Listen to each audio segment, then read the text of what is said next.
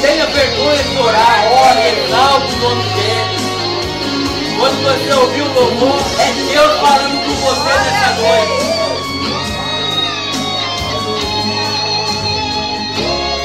Quantas vezes abati, continue orando e deixe Deus falar contigo. sem saber pra onde ir. Acabou a esperança, cadê o sonho de criança que te fazia sorrir? Se tem um Deus que luta por você, o segredo da vitória é crer. Com Jesus já deu tudo certo.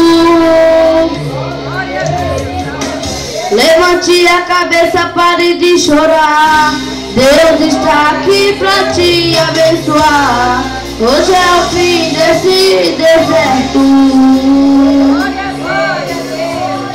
Quem não acreditou em você vai ter que te aplaudir. Vendo teu sucesso, tua nova história, honrado por Deus em um palco de vitória.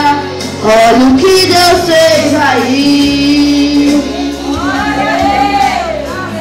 Quem não te ajudou vai se arrepender por não ter ajudado você na prova do deserto. Deus levantou do puro necessitado, levantou o humilde, abate o exaltado. Humilde faz sentar entre os príncipes.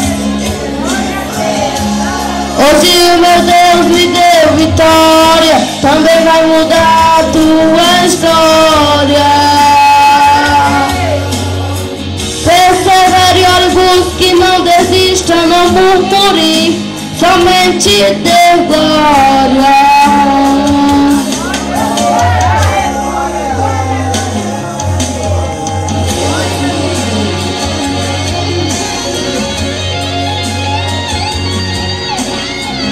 Continue exaltando o nome do Senhor. Continue levando seu pensamento até o trono. E Ele vai derramar a glória na sua vida. Eu já estou vendo pessoas chorando. Deus já começou a derramar a sua glória. Quem não acreditou em você vai ter que te aplaudir.